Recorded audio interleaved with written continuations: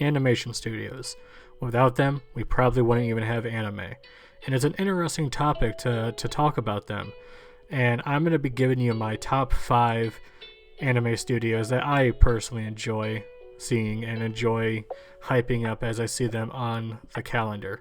Now, when it comes to anime studios, personally, I prefer to talk about the directors, the animators themselves, but I mean, hey, as I said, without the studios, we wouldn't have anime. So here's my top 5. Now, I am going to be rating these anime studios based off my own personal judgment and my own personal enjoyment. If there's any studios on here that you think are better, tough shit, make your own list. Number 5 is going to be Studio Mappa. Now, these guys have been around for about 10 years now, and from what they've produced, they produce some really good stuff. I personally enjoyed The God of High School, Jujutsu Kaisen, Yuri on Ice was a really well done show, Banana Fish was really good, and then they got some stuff in the works that I'm looking forward to, especially Chainsaw Man. Number 4 is going to be Studio Pierrot. Now, a lot of this has to do with nostalgia, as I'm a huge fan of Naruto and Bleach, and I like how they look, but also they made my favorite anime of all time, Yu Yu Hakusho.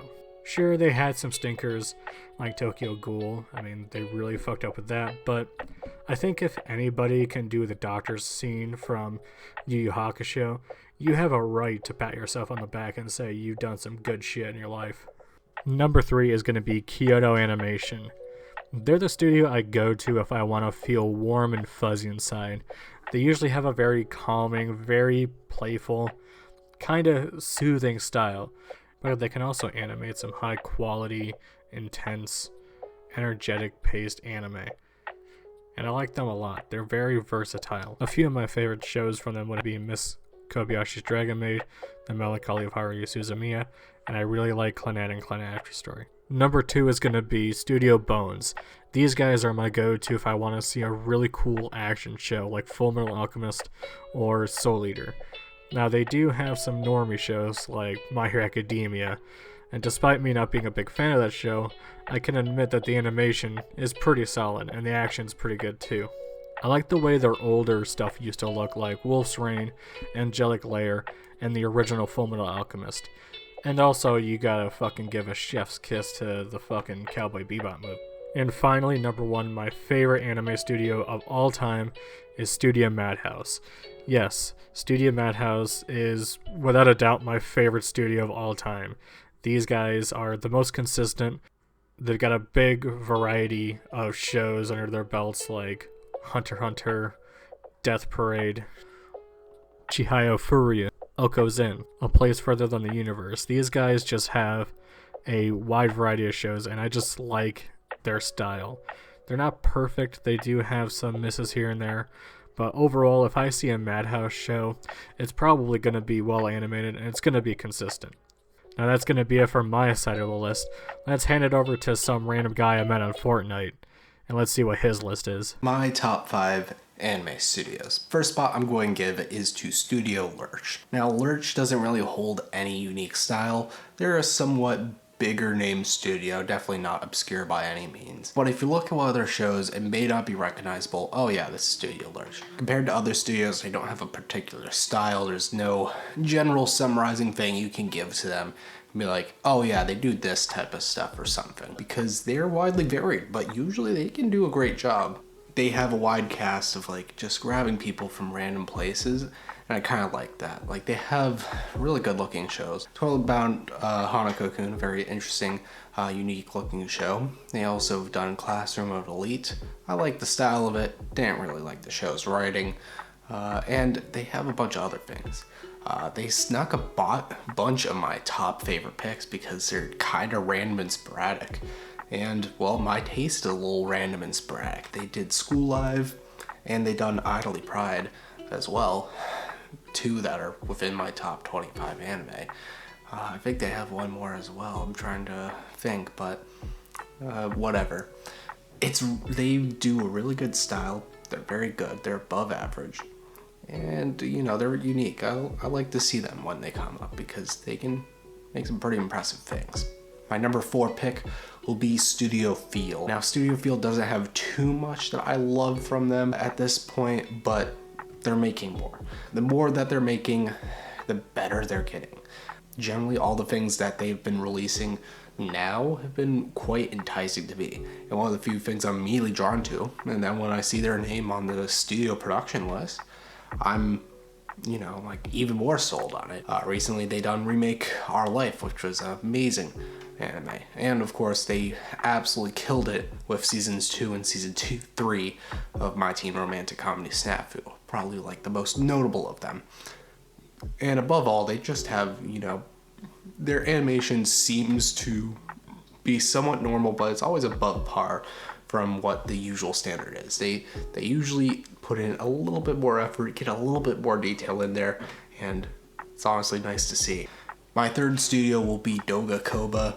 Now, they're most known for doing cute girls doing cute things anime, which, well, that is the shit that I like. So, of course, I'm going to like this studio. They have many impressive ones that I enjoy, and, most of the things, it's like, yeah, if you like cute girls doing cute things, you probably watch a bunch of their shows. Gabriel Dropout, New Game, What's a 10, whatever, right? They've done a bunch of that. And generally, I like the art style that they have. They're willing to, actually, I barely see CGI within their shows. And recently they did an Idol one, which they did use CGI, but it was very interesting how well they did it. Doga Coba was definitely under the radar when it comes to animation studios. They can really kill it.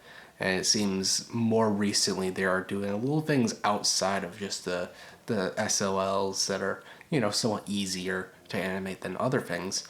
So that's very interesting to see. And of course they have one of my very favorite anime, Plastic Memories, so I have to give props there. My second pick is going to be PA Works. Now, I generally like how they do all of their lighting stuff, generally how they do their computer generated lighting things are fucking bomb. Generally I like, how fucking lenses react with light. So they fuck around with that. That's something they do, and they do it well. I really like PA Works for that. But generally they have like two different styles that you can kind of pick up on. I think Angel Beats and, the other ones done by that director, Charlotte and Today I Became a God, kind of hold one of those styles. Well, they also have shows like Sakura Quest and the one that their animation studio, I forgot the name of that one. That's like also another style where they're a little bit softer. It seems a little bit more of like a more iconic animating style, and I like both of them.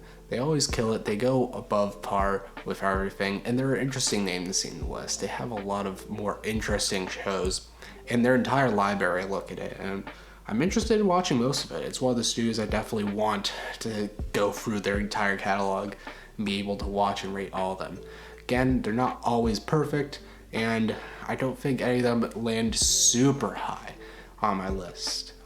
Besides the movie they did, Moniqua, which was bomb. They don't have too many high hitters with me, but I'm fine with, something that makes hit or misses. At least always I do praise the looks of the show.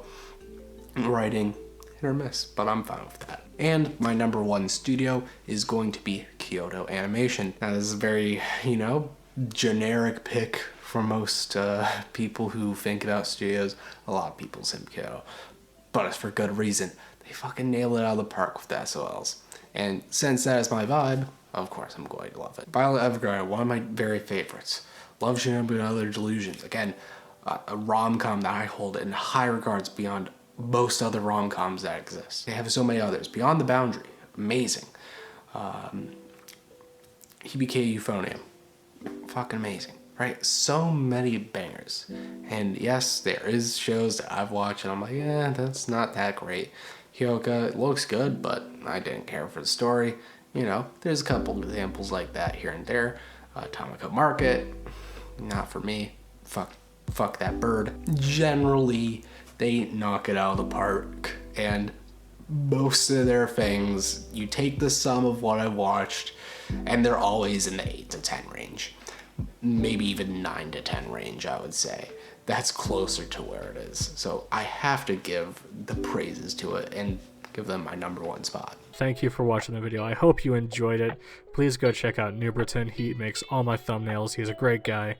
And overall, he's a Fortnite player, so you know how good he's going to be. Big thanks to My Name is Doofy, My Asma Senpai, and Warp Bay for supporting me on Patreon. You guys are awesome.